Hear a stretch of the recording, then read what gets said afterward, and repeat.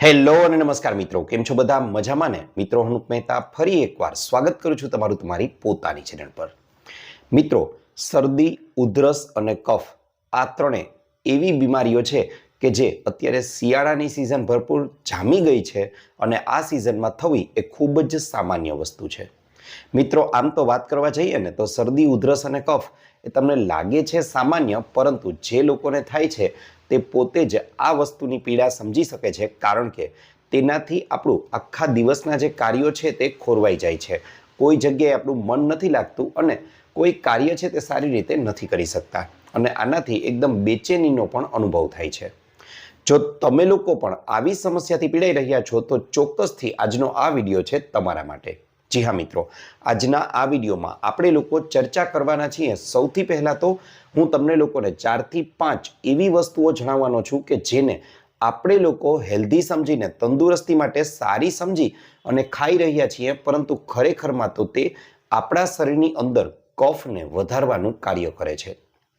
તેની સાથે સાથે વિડીયોના અંતમાં હું તમને લોકોને 4 થી 5 એવા ઉપાય સૂચવવાનો છું કે જે સંપૂર્ણપણે ઘરગથ્થુ છે, ઘરમાં ઉપલબ્ધ વસ્તુઓમાંથી જ થઈ શકે છે અને મોટામાં મોટો ફાયદો એ થશે કે એક જ વારના પ્રયોગથી તમારા શરીરમાં જે રહેલો વધારાનો કફ છે તેને તે સંપૂર્ણપણે કાઢી નાખશે.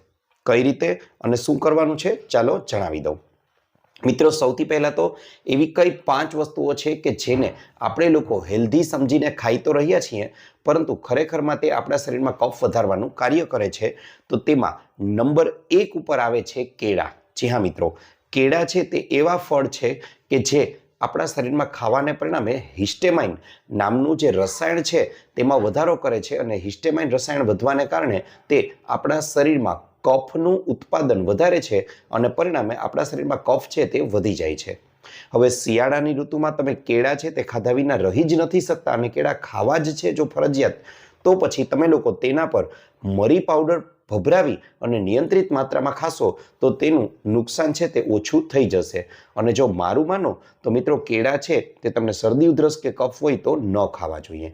તેની સાથે સાથે બીજા નંબર ઉપર જે વસ્તુને અહીં સ્થાન આપવામાં આવેલું છે અને આયુર્વેદ પણ સ્વીકારે છે તે છે દહીં. જી હા મિત્રો, દહીં અને આમ તો કહેવા જાઉં તો તમામ પ્રકારની ડેરી પ્રોડક્ટ છે તે તમને શરદી, ઉધરસ કે કફની સમસ્યા રહેતી હોય તો એ દરમિયાન ન ખાવું જોઈએ. અને આયુર્વેદમાં પણ કહેવાયું છે કે દહીં, મોગરી, મૂળા અને દહીં આ 3 વસ્તુ એવી છે, ફરી એકવાર કહું છું, મોગરી, મૂળા અને દહીં બપોર પછી નહીં.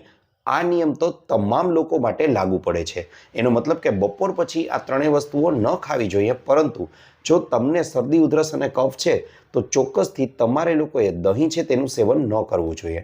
તેની સાથે સાથે દૂધ છે તેનું સેવન પણ ન કરો તો વધારે સારું. અને જો કરવું જ છે, રાત્રિના સમયે દૂધ છે તે પીવું જ છે, તો તેમાં તમારે લોકોએ હળદર ઉમેરવી જોઈએ અથવા તો થોડી માત્રામાં મરી પાવડર ઉમેરી અને તેમનું સેવન કરશો તો તેનાથી જે ઉત્પન્ન થતો કફ છે તેની માત્રા ખૂબ જ ઓછી થઈ જશે. તેની સાથે સાથે મિત્રો, ત્રીજા નંબર ઉપર જે વસ્તુને સ્થાન આપવામાં આવેલું છે કે જેનાથી આપણા શરીરમાં કફ છે તે વધે છે, તેનું નામ છે બ્રેડ.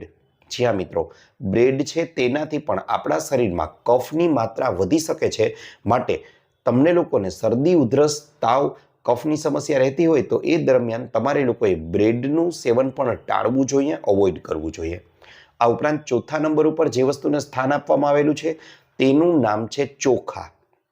જી હા મિત્રો, તમને લોકોને ખ્યાલ છે એ પ્રમાણે કે ચોખા છે તેનું સેવન તમે જેમ કરો છો અથવા તો બનેલા ભાત છે તેને રહેવા દેશો તો તેમાં થોડી ચીકાશ આવી જાય છે, દાણાઓ પરસ્પર ચોટી જાય છે.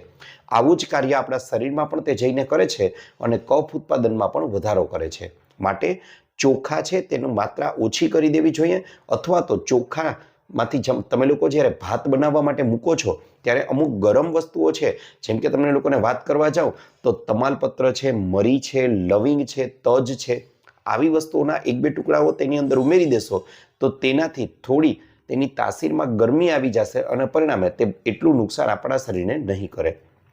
સાથે સાથે 5મા નંબર ઉપર જે વસ્તુનું સેવન નથી કરવાનું તેનું નામ છે મિત્રો chocolate, coffee, cold drinks, ice cream. આવી વસ્તુઓનું તો સદંતરપણે સેવન આપણે અટકાવી દેવું જોઈએ, કારણ કે તેનાથી પણ આપણા શરીરમાં કફના ઉત્પાદનમાં વધારો થાય છે. તો મિત્રો આ તો હતી કેટલીક એવી વસ્તુઓ કે જેનાથી આપણા શરીરમાં કફ છે તે વધી શકે છે. માટે શરદી, ઉધરસ, કફ આવી સમસ્યા રહેતી હોય ત્યારે આ વસ્તુઓનું સેવન ટાળવું જોઈએ. હવે જો તમારા શરીરમાં ઓલરેડી ખૂબ જ વધારે શરદી છે, કફ જમા થઈ ગયો છે ગળામાં કે છાતીમાં, તો તેને બહાર કેમ કાઢવો? તો આ માટેના જુદા જુદા હું ઉપાયો હવે સૂચવવાનો છું. તેમાંનો પહેલો ઉપાય છે, આમાં મિત્રો તમારે લોકોએ અમુક સામાન્ય બાબતોનું ધ્યાન રાખવાનું છે. જેમ કે આખા દિવસ દરમિયાન તમે લોકો જ્યારે પણ પાણી પીવો છો ત્યારે શક્ય હોય તો નવશેકું પાણી જ પીવાનો આગ્રહ રાખવો જોઈએ. ક્યારેય પણ સીધું જ આપણે લોકોએ ગોરાનું પાણી નથી પીવાનું. આપણે લોકોએ થોડું પાણીને ગરમ કરી અથવા તો તમે પાણી 24 કલાક ગરમ કરી રાખી શકાય તેવી બોટલ પણ આવે છે, તેની અંદર ભરી અને રાખી શકો છો અને પાણી તમારે પીવું જોઈએ. અને આ સમય દરમિયાન તો શક્ય હોય તો વધુમાં વધુ પાણી છે તેનું સેવન આપણે લોકોએ કરવું જોઈએ. તેની સાથે સાથે રાત્રિના અને બપોરના ભોજનમાં તમારે લોકોએ ડુંગળીનું સલાડ છે તે વધારેમાં વધારે ખાવું જોઈએ. આનાથી તમને લોકોને ખૂબ જ વધારે ફાયદો થશે. ડુંગળીના ટુકડાઓ કરી અને તેના પર તમે લોકો થોડી માત્રામાં મરી પાવડર છે, સંચળ છે, તેને ભભરાવી, સિંધવ મીઠું છે તે ઉમેરી અને ખાશો તો તે સ્વાદિષ્ટ પણ લાગશે અને તમારા શરદી, કફ, ઉધરસ છે તેને તોડવામાં, કફને બહાર કાઢવામાં શરીરમાંથી ખૂબ જ વધારે મહત્વનો અને અગત્યનો ભાગ ભજવશે.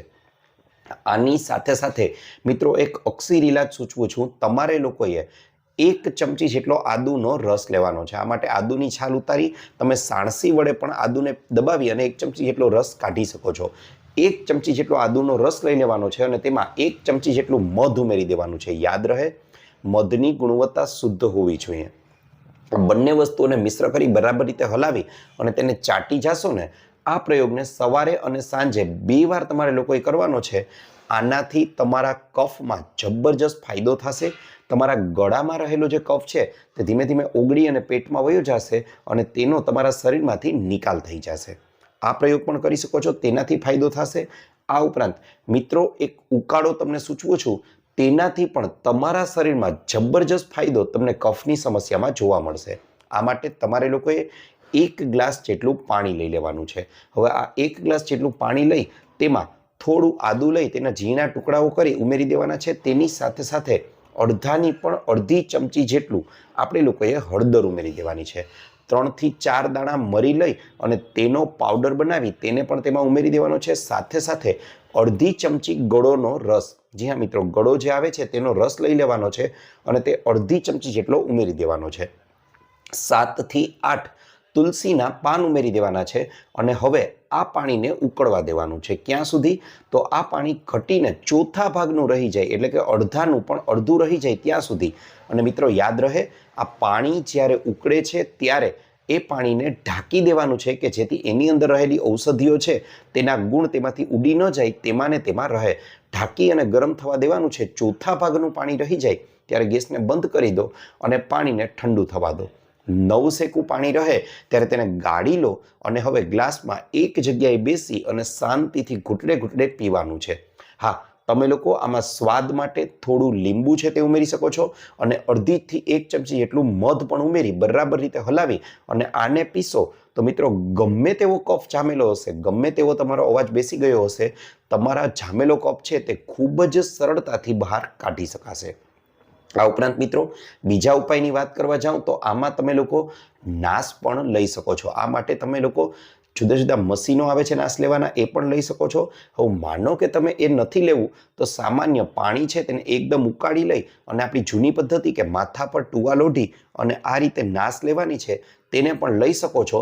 તમે પાણીની વરાળ છે તે નાકમાં જશે તો તેનાથી પણ તમારું આખું જે શ્વસન માર્ગ છે એકદમ ખુલ્લો થઈ જશે અને કફ પણ ધીમે ધીમે છૂટો પડવા લાગશે. પણ મિત્રો નાશ લો છો ત્યારે અમુક વસ્તુઓનું ધ્યાન રાખવું જોઈએ.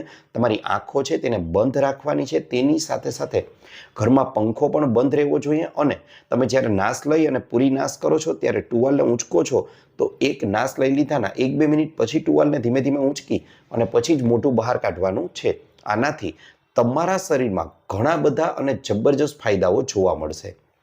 આ ઉપરાંત મિત્રો વાત કરવા જાઉં તો ઘણીવાર એવું બને છે કે તમારા લોકોને સૂકી ઉધરસ જોવા મળે છે. ઘણા લોકોને કફવાળી ઉધરસ થાય છે તો ઘણા લોકોને સૂકી ઉધરસ થાય છે. હવે સૂકી ઉધરસ જે લોકોને થાય છે તે લોકો માટે પ્રયોગ સૂચવું છું મિત્રો. તો તે લોકોએ સૌથી પહેલાં તો અડધાની પણ અડધી ચમચી જેટલી હળદર લઈ અને સીધી જ તેને 2 દાંતની વચ્ચે રાખી દેવાની છે. જી હા મિત્રો, સીધો જ હળદરનો પાવડર લઈ અને 2 દાંતની વચ્ચે રાખી દેવાનો છે અને ધીમે ધીમે તેને ચૂસવાની છે. ભલે અડધી કલાક લાગે પણ ધીમે ધીમે ચૂસવાની છે. આનાથી તમારી ઉધરસ બંધ થઈ જશે. હવે મિત્રો, તમને લોકોને ફરીથી જો સૂકી ઉધરસ આવે છે તો ફરીથી આ જ પ્રયોગ કરવાનો છે. હળદર લઈ અને તેને ધીમે ધીમે ચૂસવાની છે. આ પ્રયોગને દિવસમાં 3 વાર 4 વાર સુધી વધુમાં વધુ કરી શકો છો. મિત્રો, ગેરંટી સાથે કહું છું, તમારી ઉધરસમાં તમને ખૂબ જ સારો એવો લાભ જોવા મળશે. ત્યારબાદ ઘણા લોકો એવા હોય છે કે જેમને કફવાળી ઉધરસ આવે છે, એકદમ છાતીમાં ગળામાં કફ જામી ગયો છે. તો એ લોકોએ શું કરવાનું છે? ફરી એકવાર એ જ પ્રયોગ સૂચવું છું મિત્રો કે 1 ચમચી જેટલો આદુનો રસ અને 1 ચમચી જેટલું મધ લઈ બંનેને બરાબર રીતે મિશ્ર કરી અને તેને એકદમ આપણે ચાટી જવાનું છે. આ પ્રયોગને પણ દિવસમાં 2, 3, 4 વાર સુધી કરી શકો છો. જ્યારે પણ તમને ગળામાં કફ જેવું લાગે ત્યારે આ પ્રયોગ કરશો તો તેનાથી તમારા ગળામાં રહેલો કફ છે તે ધીમે ધીમે ઓગળી અને શરીરમાં અંદર જતો રહેશે અને શરીરમાંથી નિકાલ થઈ જશે. તેની સાથે સાથે તમારા કફમાં છે તેને તમને એક જ દિવસમાં ખૂબ જ સારો એવો ફાયદો જોવા મળશે. મિત્રો, આ તો હતો મારો આજનો વિડીયો.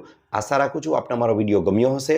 વિડીયો ગમ્યો હોય તો લાઇક કરજો, ચેનલને સબસ્ક્રાઇબ કરજો. ઉપરાંત આપને પણ કોઈ હેલ્થ કે બ્યુટી સંબંધિત સમસ્યા હોય તો એ પણ જણાવજો. અમે તેને અનુરૂપ પણ નવા વિડીયો લાવવાનો પૂરતો પ્રયાસ કરીશું. આપનો ખૂબ ખૂબ આભાર.